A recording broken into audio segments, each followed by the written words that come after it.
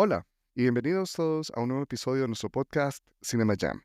Soy Pablo Vélez desde Montreal, Canadá, y como siempre me acompaña Sebastián Gómez desde Austin, Texas. Hola Sebas, ¿cómo estás? Bueno, Pablo, todo muy bien por acá en Austin, en un día muy bonito. Y ya hice un mapa de dónde están los laboratorios de sangre cercanos, porque uno nunca sabe cuándo van a necesitar un laboratorio de sangre. Para hacer pruebas, para ver quién es un alien y quién es humano, ¿cierto? ¿Para qué más? ¿Para qué más? No, excelente, y va a ser muy importante porque hoy vamos a empezar un nuevo ciclo de películas en nuestro podcast. Un nuevo ciclo de películas en un género que Sebastián y yo hemos denominado el terror cósmico.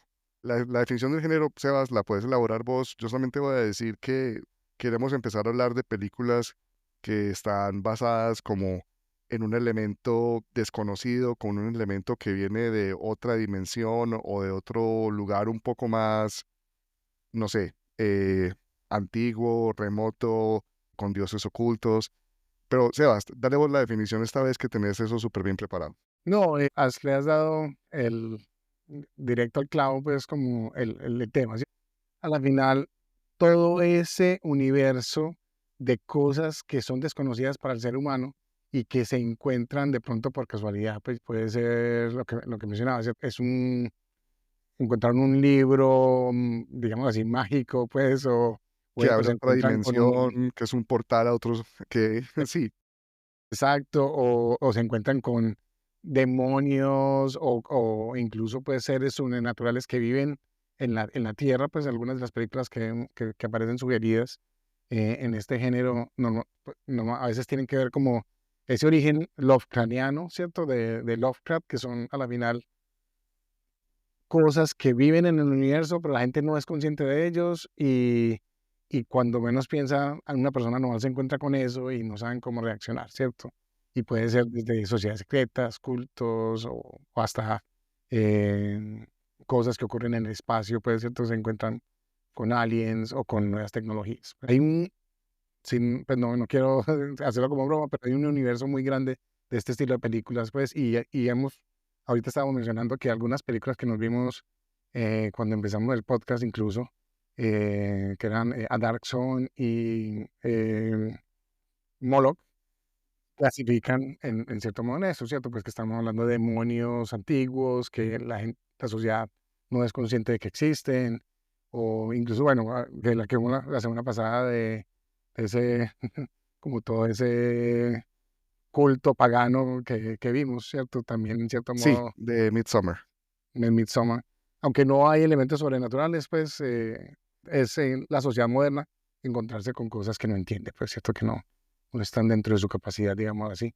Sí, no, no, y me parece, pues, Sebas, que es una buena como definición de lo que es el género, y tal vez lo que quería yo añadir es bueno, la importancia que tiene H.P. Lovecraft, H.P. Lovecraft, en todo este género literario que trata sobre este terror cósmico. Y una cosa que es constante es enfatizar lo pequeño que es el ser humano frente a ese universo infinito, desconocido, que obviamente, bueno, está más allá de la Tierra, tanto en el espacio como en otras dimensiones. Otras dimensiones, Entonces, sí.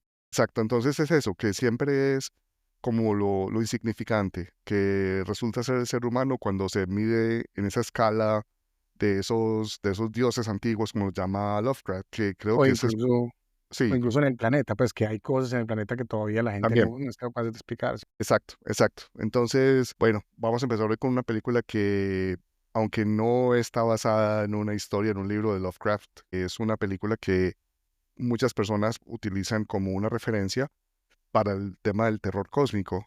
Y es una película bueno, que es de John Carpenter, y el nombre de la película es The Thing, La Cosa. Es una película que es un clásico del terror, es de 1982. Y bueno, o sea, yo no sé para vos, pero para mí Carpenter es uno de los directores de terror más admirados. Es uno de mis héroes del cine. Sí. Es un maestro, pues es Sí, indiscutible, pues la influencia que indiscutible. tiene él. Y a pesar de que vimos una película que fue muy influyente para él, realmente él es el que define con sus películas como qué es lo que viene después de él en en especial en ese primer tanda de películas de principios de 1980. Tiene pues, no una trilogía, tiene varias muy buenas en esa época que definieron pues como los estándares del género. Entonces, Exacto. Y bueno, lo que tiene Carpenter, lo que estás diciendo, se mueve en diferentes subgéneros del género del terror. Como decías ahora, fue seminal, por ejemplo, en el tema de lo que es el slasher. Las películas que son de asesinos, pues está Halloween, eso es de Carpenter. Fue similar con este terror cósmico, con The Thing, por ejemplo. Él tiene otro montón pues, de películas que son extraordinarias. Por ejemplo, La Niebla, The Fog. Es otra que también es excelente, que es muy similar al terror cósmico, algo inexplicable que ataca a a los humanos sin ningún tipo de explicación. Y también tiene películas de acción que son extraordinarias, como Escape de Nueva York, por ejemplo. Y bueno, la película que vamos a ver hoy, que vamos a hablar, es de The Thing. Yo quiero, pues, como aprovechar eso, la nominé para el podcast porque quiero también hacer un poco como de homenaje,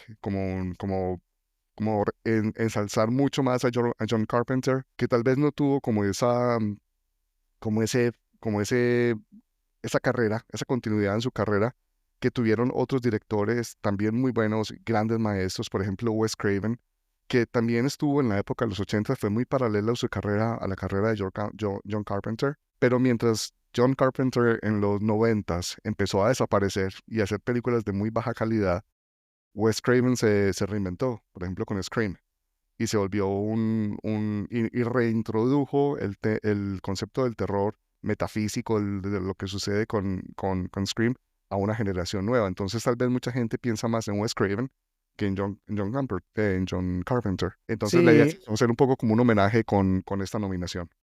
sí, y la verdad da un poco de tristeza porque incluso de esa época, digámoslo así, a pesar de que muchos directores empiezan en el género de terror, pues cierto, y particularmente pues estamos hablando de John Carpenter con Halloween y luego de Teen, si uno lo compara, pues Steven Spielberg también empezó con películas de género, Ridley Scott empezó también con películas de género, Sí, con Alien, que es otra película que que es otra gran podría película. considerarse Sí, dentro aunque lo vamos a incluir de pronto probablemente en otro género que vamos a hablar más específico de Aliens, entonces no lo vamos a incluir específicamente en este Cosmic Horror, pero encajaría en esto, pues cierto.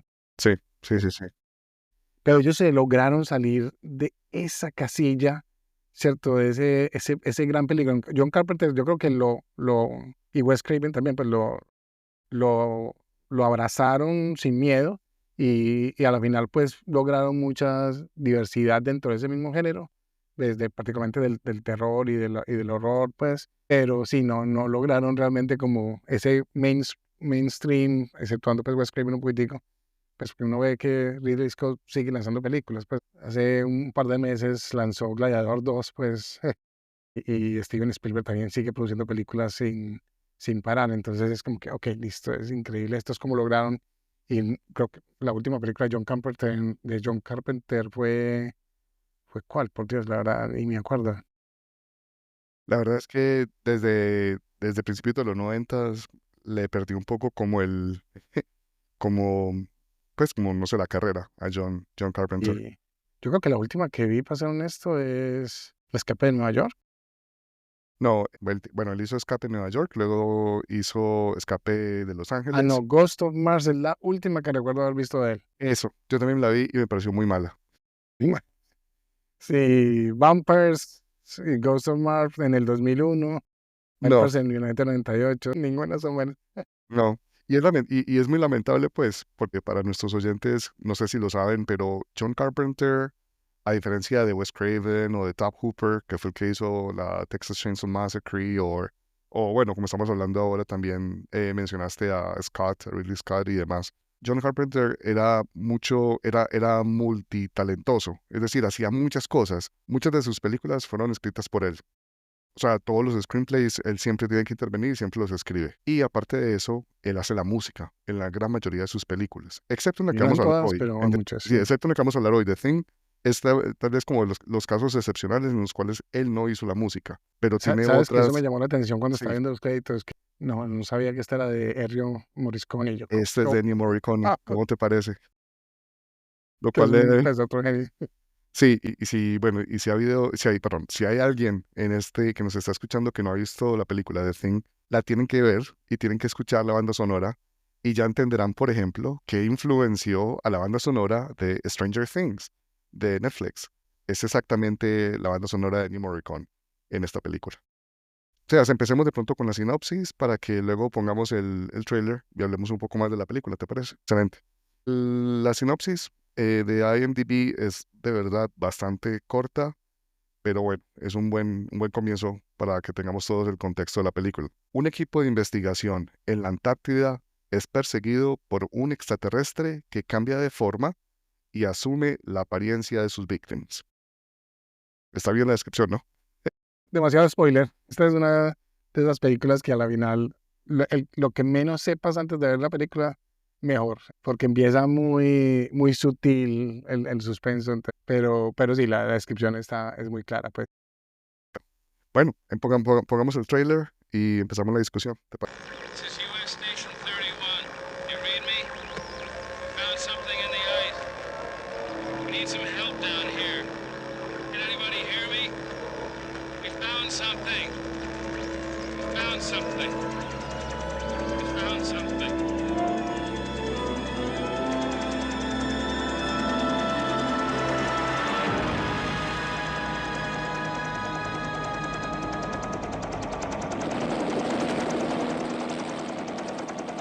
12 men have just discovered something.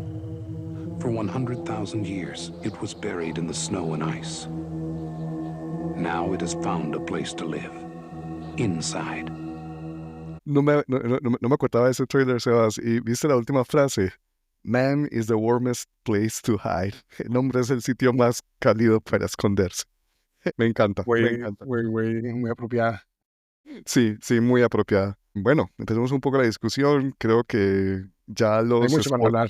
sí, ya los spoilers ya empezaron, porque estamos hablando de una película en la cual hay un Un grupo alien de que toma los sí, cuerpos de... hay un grupo de científicos en la Antártida que se encuentran algo que resulta ser eso, un alien que, que los posee, bueno, que los absorbe, los imita y de esa forma se continúa sí, como evolucionando y atacando a todo el equipo. No sé, empecemos, Y que es Sebas, un concepto, pues, que pues, hemos visto en muchas películas, pues, ¿cierto? en un montón de películas hemos visto ese concepto y hay Y una con la idea cantidad, que como esa mentalidad de que todos los están conectados, siempre, sí, es interesante. Pero sí, es interesante el hecho de que es tan común y tan repetido y que siempre creemos que nos vamos a encontrar es como una bacteria que toma control de los humanos, el concepto que vemos en Hollywood tan común. leí un poco de cosas, bueno, es como para empezar un poco hablando alrededor de la película, como contar un poco como de trivia y de pronto empezar a hablar de las cosas que nos gustan.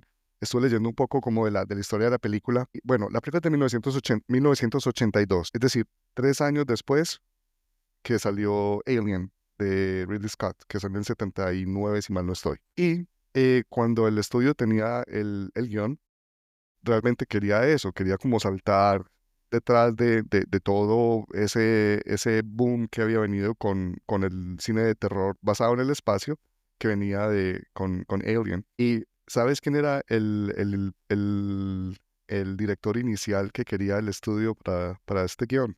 No, no sé. Era Top Hooper, el director de Texas Chainsaw Massacre.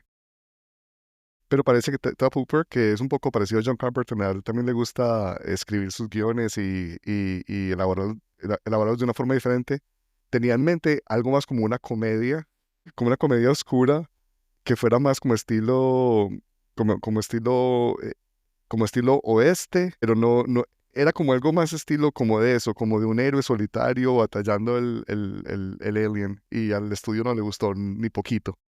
Entonces Me imagino escogieron, que ellos empujarían algo de la historia porque este es un remake de otra película como The Thing from Outer Space, creo que se llama la sí, película de de los los 50 y 50. punta. Bueno, y también de un libro, pues también está, no sé si viste en los créditos que es basado también en un libro, como Sí, es una Who's Out historia, There. Who Goes There, algo así. Es una historia de corta y estoy intentando buscar el nombre del escritor. Em, pero creo que, por ejemplo, lo que leí en una parte también era que el sombrero que usa que usa el personaje de Kurt Russell, McCready, Entonces, que es un sombrero bastante peculiar como de vaquero. Es como un inside joke a lo que quería hacer Top Hooper, que él quería hacer como algo más como estilo medio oeste con la película. Porque en no tiene efecto, que es ningún, un no tiene ningún sombrero, sentido ese sí, es sombrero. un sombrero de vaquero, pero sí, porque el tipo no tiene ni acento texano, tienes como un acento neoyorquino o algo así, y es un sombrero o sea, exageradamente grande, pues parece de broma. Pero muy probablemente tiene que ver con esto, con lo que te digo, como un homenaje a lo que querían hacer antes. Muchas de las películas de John Carter tienen ese doble sentido, tiende a hacer ese tipo de esconder como inside jokes mucho en las películas, sino que toca ser un historiador para poder entender muchos de los chistes que incluye ahí. Sí, sí, completamente. Lo otro es que había algo que tampoco sabía, bueno, estaba muy seguro que la película, los efectos, no los había hecho Stan Winston. Stan Winston es el maestro de los efectos especiales en películas de terror y de ciencia ficción en los 80s. Pero en esta película lo hizo otra persona, creo que es de apellido Botten, como Richard Botten tal vez. Pero leí por ahí que Stan Winston fue como un consultor, es decir, Botten era muy joven, estaba en sus 20s, era muy, muy joven, y tuvo asesoría de Stan Winston. Aparentemente en los créditos agradecen a Stan Winston por su inspiración. También se conecta un poco, es decir, todos los grandes del cine de los 80s de terror están involucrados en esta película.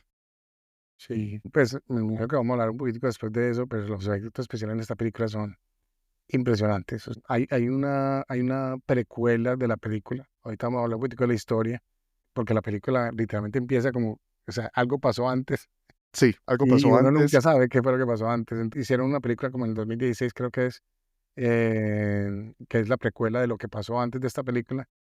Y la película, aunque no es mala, no tiene esa calidad de los efectos especiales tan tangibles que tiene esta película y que son, Son, creo son que aún efectos hoy prácticos. son impresionantes. Son lo que dicen en inglés practical effects, no son efectos especiales, no son Ujú. digitales. Todo fue hecho a mano, con puppets, con máquinas. En una de las escenas, creo que la escena en la cual, bueno, una de mis escenas favoritas, la de las manos, la que se come las manos del médico cuando está haciendo la Sí, autopsia. hoy estaba esperando, empezando la película, yo sé que pasa eso, sé que lo he visto 5 veces, no sé cuándo, por ahí 5 veces he visto Es la lo mejor. película. Eso más o menos como la mitad de la película y paga todo. Sí, y aún así 20 lo sorprende a técnicos. uno mucho. Sebas, 20 técnicos, 20 puppeteers coordinados por esta persona Botin, se encargaron de manejar esa boca llena de dientes que le quitan los brazos al médico. Es increíble, es una escena que nadie ha logrado duplicar algo similar, Nadie, definitivamente, nadie. ni con efectos especiales, ni con efectos de computadora. La verdad es increíble. Hoy que la volví a ver, pues después de varios años, me sorprendió a sobremanera. Muchas de las cosas, incluso la cabeza, después que sale caminando, Sí, todavía se ve muy real, es impresionante. se ve excelente. Y porque bueno, todo, como es una película hecha con efectos prácticos, todo se ve obviamente muy, muy real, porque todo es real, pero tiene como ese elemento que es un poco artificial, es decir, da una sensación de que uno está viendo algo que no es de esta No es del dimensión, planeta. que no es de este planeta, efectivamente. O sea, algo que me gustaría como empezar a resaltar es la importancia que ha tenido esa película en todas las películas que vinieron luego. La escena bueno, como empieza la película, la escena, lo que estamos hablando de la base en la Antártida, de Estados Unidos, donde están Kurt Russell y los demás científicos, que es donde sucede toda la historia. Pero la película empieza, como estabas diciendo, con un helicóptero que luego sabemos viene de una base de investigación de Noruega que está intentando matar a un perro que está corriendo en la nieve, un perro lobo. Esa sola escena, ese comienzo, donde se ve toda la Antártida completamente, aunque esto lo filmaron en Canadá, aparentemente. No, pero Pero en sí, misma como la ciudad, pues nieve, es o sí, como la nieve, impresionante. el infinito, que no se ve nada, todo esto influyó, todo lo que vino después. Pienso mucho en los archivos X, las películas de archivos X, el episodio de Ice, que fue un homenaje a esta película. Todo lo que vino después estaba muy enfocado en eso, como el aislamiento de la base, lo desconocido que de repente abruptamente aparece y con algo que aparentemente es inofensivo, como en este caso un perro, y cómo todo eso genera todo lo que viene después. Sí, es la verdad uno de los mejores inicios que he visto. Hace tiempo que, pues como mencionaba, hace tiempo no lo había visto. Me decepcionó un poco cuando vi, porque no me acordaba que empezaba literalmente con un platillo volador chocando en la tierra. Para que bueno, digo, listo, ok, no importa, sigamos viendo la película. Pensé que me iba a decepcionar eso, pero realmente salta 10.000 años al presente cuando realmente empezamos con el tema con la persecución del perro. Y mencionando el perro, es una de las mejores actuaciones, o sea, el mejor actor de la película es ese perro. Sí, Yo no sé cómo hicieron, es increíble cómo, o sea, sí, o sea, uno sabe que hay algo raro en ese perro, pues no te voy a negar, que me sorprendió, o sea, porque Russell hace un buen papel, los otros actores también. Ese perro me dejó hoy impresionado. Y desde el principio, desde cuando está huyendo y mira atrás y vuelve a mirar para adelante, o sea, no sé cómo cuando lograron. mira por la ventana, que uno es increíble. Sí, yo no sé cómo hicieron con ese perro. Y se para en la puerta y mira para allá y luego va caminando por los pasillos y mira aquí, o sea, en una sola toma no cortan, o sea, literalmente entra, se asoma, entra caminando y mira para la puerta a la derecha, no ve a nadie, y luego se mete a la otra donde hay una sombra de que hay alguien ahí. Y parece que le habían dicho, necesito que hagas esto, paras acá, y yo tengo que decirlo, el entrenador de ese perro se merece también un crédito impresionante, y el perro, la verdad, es impresionante. Eh, Hay una cosa, Sebas, también que quería, bueno, hablando ya como de los personajes, el perro ya lo tenemos súper bien rankeado. Los personajes de la película, como todos los diferentes miembros de la expedición, hay algo que también creo que influyó mucho lo que vino después, que es como ese concepto de una mezcla de diferentes personalidades, desde personas que son como muy serias, científicos, a los que son como un poco menos, no sé, que son como más informales. Me cuesta todavía mucho creer que una misión científica del gobierno, de cualquier gobierno, permita tanto licor y drogas, que lo Van a único estar que hacen encerrados es, meses en el frío, entonces no no importa. sé, bueno, igual tendríamos que averiguar eso, cómo funciona eso, pero me parece sorprendente. Es una Pero los película 80, acuérdate, los 80 fueron muy locos. de pronto es eso, es una película muy de los ochentas, porque sí, porque todos son como ese, como de la calle, como, sí, los científicos realmente no sé, no es la idea que uno tiene. Dos o tres, no sé, de pronto creo que Clark es como el que le dicen doctor y el de gafas que nunca muestran pues cómo lo queman, pues. Sí, sí, Pero sí, creo que son tres científicos y el resto son un piloto que es Russell y el resto que no sé, súper raro, y son 12 personas, pues. y son 12 Sí, es, personas, es exacto. interesante. Y realmente no conocemos mucho de ellos, o sea, eso puede ser una de las partes negativas de la película, que a pesar de que no son 100% estereotipos, no conocemos nada de ellos, o sea, eh, no, es que no, es que ni de Russell, que se llama, tampoco conocemos mucho, lo único que sabemos es que Pero le da supuestamente rabia perder contra un... pero hay un backstory que no sale en la película, pero aparentemente John Carpenter y Kurt Russell habían creado una historia como un pasado para el personaje de McCready, y aparentemente era un piloto de helicópteros de Vietnam, era un veterano de Vietnam, que tenía ¿cómo se llama esto? Síndrome postraumático, post-traumatic syndrome, y que por eso bebía tanto, por eso dormía poco. Le hacía muchos comentarios de que dormía poco. Bueno, es un buen punto, Sí, que, o sea, nosotros no conocemos nada, pero sí se nota que cada uno tiene un background claramente definido, deben pues, y tener yo algo, sí.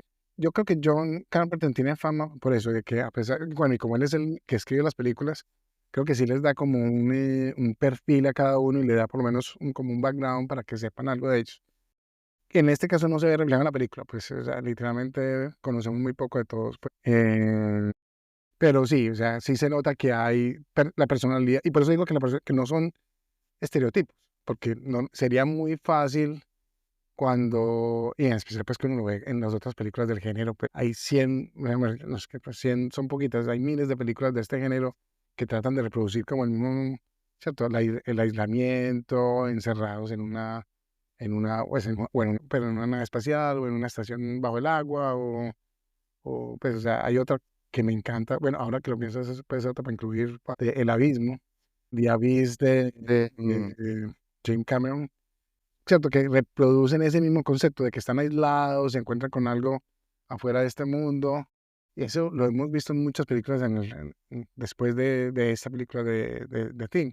Bueno, un poquito antes desde Alien, porque fue la primera que creó ese concepto de un equipo, de un crew en una nave que están completamente aislados y cada quien tiene un background diferente. Porque las películas de ciencia ficción y de terror en los 50s y 60s, los científicos todos eran iguales. Sí. Todos se comportaban igual, eran los serios, los que hablaban de forma matemática, los que eran súper serios, pues súper cuadrados, Y el héroe siempre era en contra de la ciencia. Eso también es algo así, exacto. Entonces, mientras que en The Thing y ahora, bueno, y en Alien, Alien. son como más, como un grupo de personas más de clase obrera, mucho más cercanos a la realidad, que se pelean, que no se quieren entre ellos, que forman grupos, que tienen diferentes motivaciones. Y me recuerda mucho las interacciones de los miembros del equipo de la Antártida a las interacciones del crew del Nostromo en Alien. Son muy, muy, muy similares.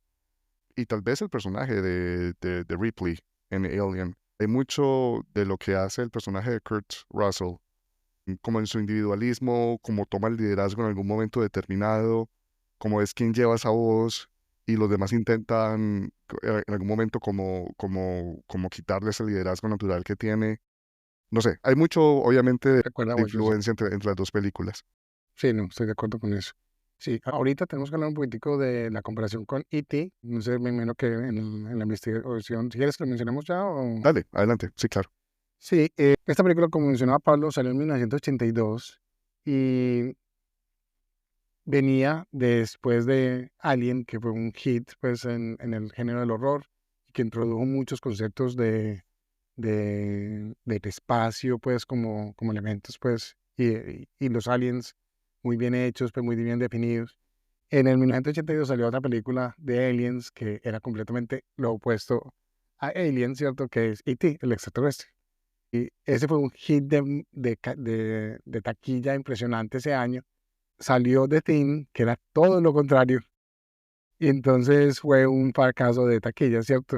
Porque la gente, pues, o sea, pensaron que iban a lograr estar en esa ola del horror cósmico, pues, o del horror de aliens, de los marcianos, y se encuentran con que la gente, no, un momentico, la gente es que quiere, pero también quiere ver cosas positivas de marcianos, y entonces, por desgracia, fue una de esas películas que salió en el momento que no era adecuado, a pesar de que es una película ahora reconocida como una de las mejores Como un del clásico. género, y es un clásico, y es un referente, pues, de muchas cosas. Alien y esta, pues, son referentes al género, pues, ¿cierto?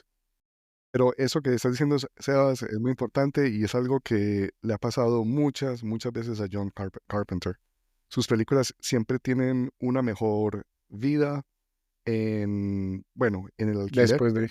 Sí, después de que son lanzadas y salen en el circuito de cine, cuando se alquilan. En los 80s y 90s, cuando se alquilaban VHS o betas, luego DVDs, y ahora en internet. Son películas que son de culto para ver en la casa. Cuando fueron lanzadas en cine, todas fueron un fracaso, tal vez excepto Halloween, que fue, digamos, una que salió en su momento adecuado, pero las demás no. Sí, uno de esos directores que por desgracia siempre ha sido como, y han nacido adelantados a su época, pues no voy a negar, pues a pesar de que Alien era antes, yo creo que muchas de las películas que vinieron después toman más de esta que de Alien, para ser honesto, pues. Sí. En especial, pues que en esta el conflicto humano es mucho más central, o sea, es obviamente, en Alien no es tanto el conflicto humano, o sea, claramente saben que hay un monstruo, ¿no? Saben que está metido ahí. Pero es una entidad que es aislada de los demás, es decir, no se vuelve ellos. Y eso es lo que vuelve esta película tan interesante. Es un caso de paranoia cósmica. Completamente, sí. Que incluso en juegos, ¿cómo es que es? Ultimate Werewolf y Secret Hitler, pues, hay muchos juegos de mesa que tienen este concepto, entonces De se Whodunit, ha ¿quién lo hizo? reproducido, sí. Sí, es muy interesante. Y la verdad, eso es lo que lo hace también un elemento, que el conflicto humano es tan importante como el conflicto con el alien en esta película. Y hace que por eso pues sea un referente. Yo creo que eso es algo muy importante cuando escogemos las películas que vamos a ver después, que el conflicto humano sea permanente. No es solamente el hombre en el horror cósmico, no solamente el hombre contra el universo, digámoslo así, sino que es el universo o el cosmos o estas entidades sobrenaturales que hacen cuestionar la humanidad, ¿cierto? O sea, que eso es lo que lo hace, lo que hace interesante, pues, y en este caso, pues, tomar la decisión de, ok, nos toca sacrificarnos, literalmente, pues, spoiler, obviamente, sacrificarnos porque no podemos dejar que esta cosa salga a la humanidad porque va a tomarse, pues, literalmente, la probabilidad de que se tome la humanidad es, creo que hace un cálculo el científico del grupo, hace un cálculo y se tomaría como 3 años o algo así, Creo que eran como 20.000 horas, no sé cuánto tiempo sea 20.000 eso, horas. pero Habría que hacer el cálculo, pero como sí, 27.000 horas y se tomaría completamente la humanidad. volviendo pues con el tema, o sea, que estoy completamente de acuerdo de las relaciones entre las personas en estas historias de horror cósmico, estoy de acuerdo con vos. Tenemos que tener eso muy presente y eso es lo que hace esta película tan interesante, porque inicialmente cuando introducen todos los personajes, no sentimos eso. Vemos como los personajes están como cada uno en su rol. McCready pues como muy aislado, tiene su propio shack, como tienda afuera del campamento. Está como, digamos, la autoridad. Hay alguien que tiene inclusive como uniforme, que es el que le llaman el capitán, que tiene inclusive pues el único que camina armado. Están los científicos, están como un operario de radio, que por cierto el operario de radio se llama, el sobrenombre es Windows y McCready le dice Mac. Entonces tenemos un Mac y un Windows. La primera guerra inicial, Windows Mac. Coincidencial. Entonces, esa introducción de los personajes es muy interesante porque es como una evolución y eventualmente ya vemos lo poco que se quieren entre ellos, lo mucho que se desconfían entre ellos, la motivación de cada uno. em, y me gusta mucho cuando empieza, bueno, cuando ya empieza la cosa esta, el extraterrestre, a tomar, primero ataca a los perros, porque es el perro el que ingresa a la base, ataca a los otros perros, ahí es cuando todos se dan cuenta que hay algo, pero todavía no se dan cuenta que puede tomar una forma humana. Esa primera escena en la cual uno de los científicos, creo que el que decías, el que tenía las gafas, tal vez uno que es calvo de gafas, se me olvida el nombre, que sale y lo queman afuera, que ya se estaba transformando completamente, pero le faltaba una mano, y Sí, sí. sale afuera al glaciar y empieza como a gritar un sonido extraño y lo queman, gutural, sí. Esa escena es extraordinaria, es una escena claramente la definición de terror, es muy buena. Y, no, y incluso la de los perros también, pues es gore, es una escena de gore puro, que literalmente se abre la boca y eso, y ya luego aparece cuando aparece esta no me acuerdo cómo se llama así, el de Gafitas Calvo, que fue que fue uno de los que dieron los noruegos cuando Sí, están intentando exacto. matar al perro. Bennings, se llama Bennings en la película, Bennings. Sí, Sí, ven. ya le encontré, sí, Bennings. Pero es que hay muchas escenas, yo no te voy a negar que es difícil. Ahorita estábamos hablando que es un poco complicado encontrar cosas negativas de la película.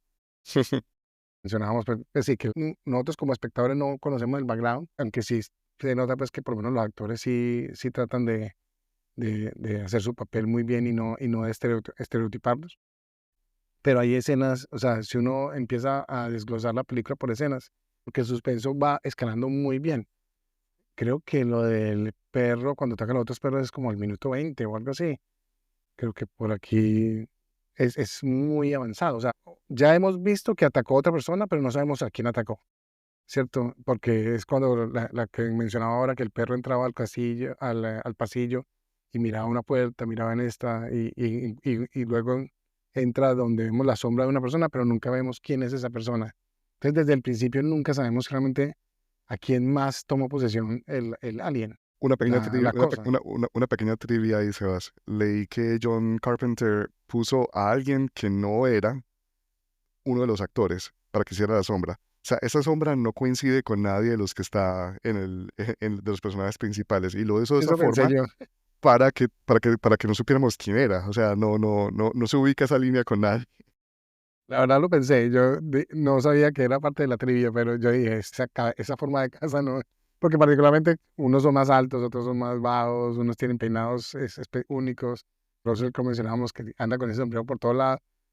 Pero fue un buen truco visual de John Carpenter en ese sentido. Sabemos que hay un humano que ya fue convertido. Entonces, desde el principio nosotros somos como eso que decía Alfred Hitchcock, que decía que es más suspenso saber que hay una bomba debajo de la mesa que el hecho de que estalle la bomba, ¿cierto? O sea, nosotros ya sabemos que algo pasó, ellos no saben que ya pasó, y después es que pasa lo del perro. O sea, unos 4 o 5 minutos después pasa que el perro ataca a los otros perros y no sabemos realmente si alcanzó también a convertir a otros perros o no. Entonces, es muy bien. Y ya ahí empieza realmente lo que es la transformación del gore y mostrar todo eso. Y luego nos damos cuenta que también, porque traen uno que había en la estación noruega, investigan la estación noruega y toda la estación noruega está completamente quemada, y traen uno que encontraron, pues Con los como restos quemaron de a alguien, algo. Sí. los restos de algo, y empiezan a analizarlo y luego se dan cuenta que esos siguen vivos también. Ese es el que ataca ¿cuál era? Greedy. No, No, a Windows, creo.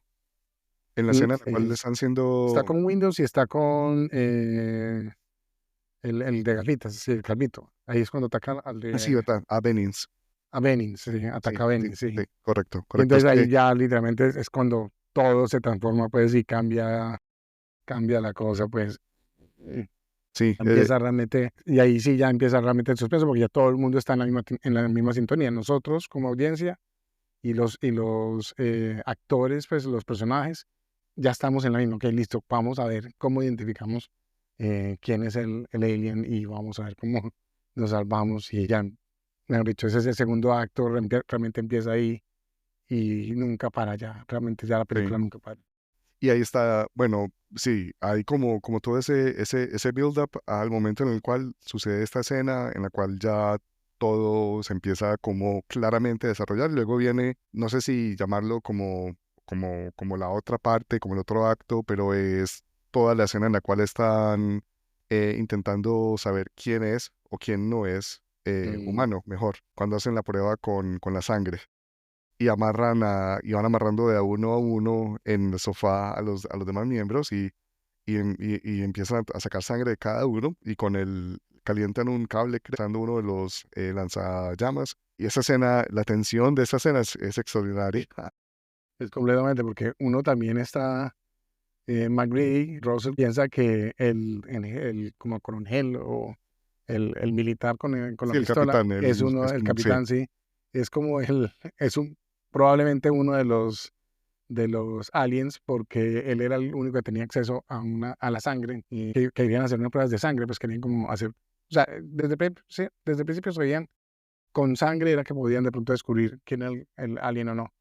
Y es maravilloso como se desarrolla, porque en el momento que encuentran con el alien, se empieza a transformar y se come al pobre Windows, exacto. y, y ya luego, luego que le da el infarto al gordo, como al gordo, que lo empiezan a resucitar, y ahí es cuando, oh, que es la escena que hablábamos ahora, de que el pecho se le abre. Y de verdad, si no lo han visto, perdón por dañarles esta escena, pero vale la pena verla mil veces. Así sepan qué va a pasar, es impresionante. Hay que verla una y otra vez. Sí, De las mejores escenas. También me gusta mucho, bueno, ya cuando quedan pocos y han tomado la decisión que van a volar la estación, la van a explotar porque no quieren que haya escape. nada, sí, que no haya ninguna posibilidad que el equipo de rescate se lleve este alien a una zona civilizada. Y bueno, como todo ese setup que van de diferentes partes, quemando la estación, lanzando dinamita, y luego bajan al sótano. Las luces, el sonido, pues, la banda sonora de Ennio Morricone, que es muy como un bajo, como pulsante, como tun, tun, tun, que está constantemente sonando, las luces que son muy rojas, con todo ese ambiente blanco de la nieve. Sí, Tiene cómo se tanto reflejan las luces en carácter, la nieve, sí, era impresionante. es impresionante el carácter que tiene esta película, como la calidad de imagen, es increíble. Me hubiera gustado, la semana pasada mencionábamos ojalá hubiéramos podido ver esta película en cine. Esta es otra de esas que me hubiera encantado verla en su momento, porque lo que mencionaba Pablo al principio de las escenas en la nieve, en el glaciar, y ya luego esta última escena también con esas sombras y no te voy a negar que la tormenta fue la que me pareció como que no parecía una tormenta de verdad de nieve, Sí, la verdad no pero se veía, era adentro mucho una sí. tormenta, pero no se veía mucho, Sí, esa fue como debe que ser dije, ok, viento el listo, frío, y no se ven. pasémosla. Sí, Pues sí, llegaban cubiertos de la nieve, pero no mostraban afuera. Me imagino que hacer el efecto de la tormenta era mucho para mostrar y no decir. Pero adentro, no sé cómo lograron ese efecto de ese depósito viejo y era donde estaba el generador, que me pareció muy, muy impresionante, muy bien hecho. En especial, cómo se refleja la luz en la nieve, fue excelente. Y el es excelente. suspenso de Y el peso. caminando en las sombras, como aparece Clark, creo que se llama, y le inserta las manos en él, La mano y en la dentro de la piel. mano, sí, Son unos efectos especiales prácticos muy desquestantes. No te voy a negar que está muy bien todavía hecha. Y son muy avanzados. sí, por cierto, el es Bill Bottin, creo, el de los efectos. Director. No, disculpa, Rob Bottin, que tenía 21 años cuando hizo esto. Y él había trabajado antes con Stan Winston en The Howling, que es la película de los hombres lobos. Sí, me acuerdo, claro, eso lo he visto Sí, mucho tiempo, era sí. como el equipo de él, pero esta fue su primera película trabajando él solo los efectos, y me acuerdo mucho de Howling, el aullido, que no me impresionaron tanto los efectos como me impresionó acá. Entonces se ve que aprendió y superó aún más lo que había hecho antes. En especial que hay lo que mencionas ahora mm, como ese, a pesar de que se ven artificiales, pues de que no son humanos, pues de que no son naturales, y es parte de la gracia, ¿sí? O sea, sí son muy orgánicos, ¿cierto? O sea, literalmente se ve la piel pero lo más interesante es como como esculpen, porque se nota que es una escultura, pero mezclan como diferentes caras y diferentes partes de los cuerpos y diferentes animales, en especial pues como en la última representación visual del monstruo, y cuando la parte de la boca también muestran dos caras, por ejemplo, o sea, muestra como que intenta poner la cara aquí en la mitad, sale una cara del cuerpo, del torso, y está la cara aquí donde está normalmente. Es muy, muy bien hecho. Muestran como, luego muestran, sí, o sea, son efectos especiales muy, muy bien pensados y muy, ahora no sabría cómo decirlo, originales, pues en ese sentido, pues. Sebas, ¿sabes qué estaba pensando cuando mencionabas lo de este monstruo y cómo estaba hecho a partir de diferentes partes, sobre todo de las caras de personas y de los perros? Estaba pensando que en Aliens, la segunda, de Ridley Scott, cuando entran los Marines a buscar a los colonos, encuentran todas las paredes cubiertas con los cuerpos y solamente se ven las cabezas fusionadas con la masa orgánica del alien en Aliens. Tal vez puede haber aquí como algún tipo no sé, como Inspiración. de inspiración, esa es la palabra que estaba buscando, inspiración de lo que hizo Botten en The Thing. Y sería muy interesante porque sería una especie como de círculo, porque obviamente The Thing se inspiró mucho en Alien la Alien. primera, y ahora Aliens la segunda podría haberse inspirado bastante en su gráfico del monstruo de lo que hizo Carpenter y Botten en esta, Probablemente, probablemente. probablemente. Y yo creo que luego ya cuando aparece el abismo también de de Jim Cameron en los 90. Hay también mucha inspiración porque precisamente el alien en esa película reproduce también a los humanos, ¿no? Entonces, y muestra como diferente, pero no es tan orgánico y tan in the flesh, pues al final, pero sí es como uno ve como ese ciclo de que están tomando cada uno de las otras. Sebas, ¿te parece si hablamos del final? Sí, está bien, claro. ¿Cómo lo interpretas? Quiero que me des tu opinión. Porque lo que tiene maravilloso esta película es que es espectacular de principio a fin y tiene un final que cada quien lo puede interpretar de una forma muy diferente. ¿Te refieres a que si, ¿cómo es que se dice? Childs. Charles. Sí, Childs y Childs y McCready. McGreedy son los últimos sobrevivientes después de que Childs desaparece durante un rato. Entonces no sabemos al final si Childs también fue convertido por el alien o no. Lo único que sabemos es que pues, van a morir porque ya destruyeron todo el generador, ya no tienen acceso a la electricidad, van a tomar hasta la muerte. Sí, creo que es a libre interpretación, la verdad. Yo diría que de pronto sí es Childs, pero pues a la final no podremos saberlo. Hay un montón de teorías en diferentes sitios y uno se empieza a buscar diferentes críticas en internet sobre The Thing. Y son conflictivas porque, por un lado, em, el mismo John Carpenter en un Q&A en uno de esos festivales en Estados Unidos, alguien le preguntó que cuál de los dos era humano y cuál era un alien. Y aparentemente lo que Carpenter respondió era que para él era muy obvio y que no entendía por qué la gente no se daba cuenta que cuando respiraba McCready salía humo, cuando respiraba Charles no había humo del aliento, supuestamente. Cuando vi la película intenté mirar, pero desde el punto de vista de Charles, del personaje, no, la luz no me permite ver si yo no oí un aliento, pues como un humo. El de McCready es muy obvio, el de Charles no es tanto. También hay otra cosa, bueno, no sé, tú te viste el prequel, la Sí, de... hace Sí, tiempo, sí, no hoy, pero hace tiempo. tengo entendido que en esa película explican un poco más que la cosa, que The Thing, al ser orgánico, no puede imitar los componentes que no son orgánicos, o algo así, que las partes que son metales y demás no nos puede imitar.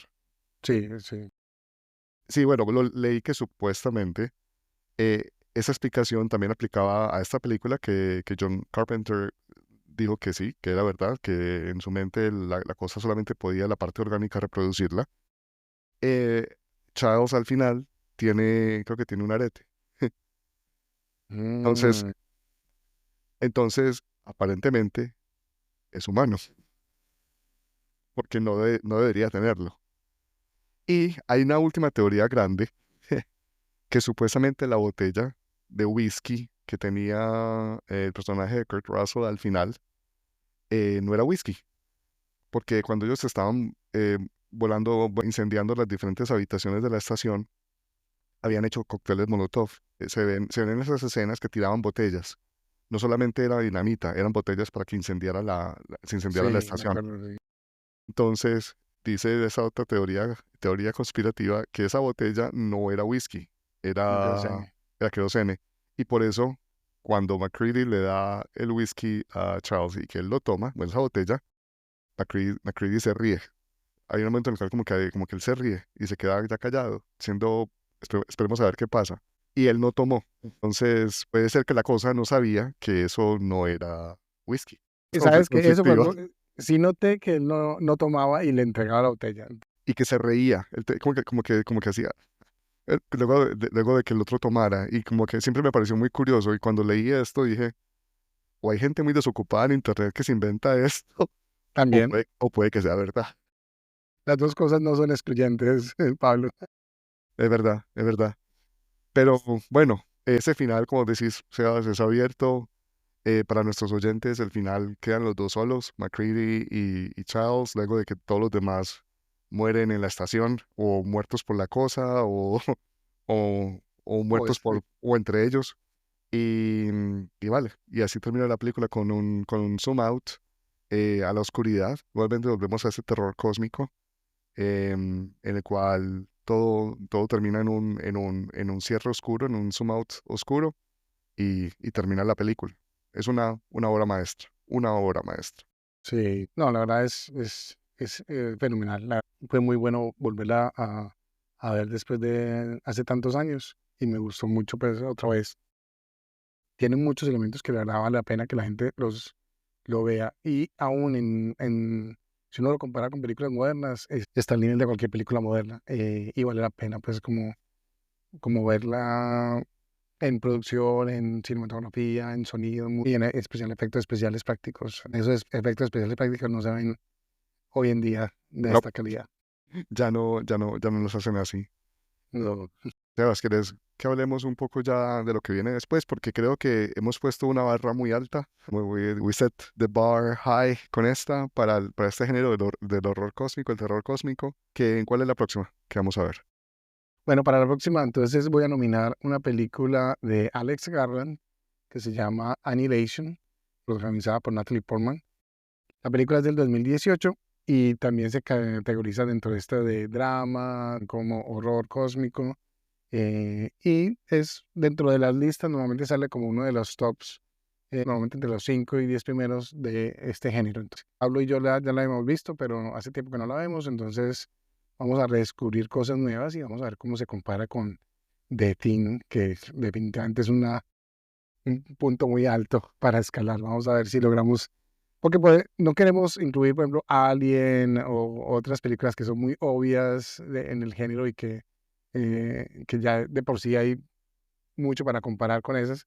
Pues The Thing de por sí es una muy conocida, es una película de culto, pero Annihilation, que es un poquitico más moderna, nos gusta explorarla, y en especial que tiene elementos que en su época a mucha gente no le gustaron, a otra gente sí le gustaron, entonces vamos a ver cómo descubrirla 5 años después, a ver cómo, bueno, no, 6, 7 años después, a ver cómo nos parece. Entonces, muchísimas gracias a todos, les agradecemos su tiempo, les recordamos que pueden escribirnos a cinemajampodcast@gmail.com, donde pueden mandarnos sugerencias de géneros y otras películas dentro de este género. También les pedimos que por favor se suscriban y compartan con sus conocidos para que por favor disfruten del podcast y nos acompañen. Y bueno, hasta la próxima y sigan viendo películas. Muchas gracias a todos y nos vemos en una semana para discutir Annihilation y seguir con nuestra serie de horror cósmico. Muchas gracias a todos. Chao.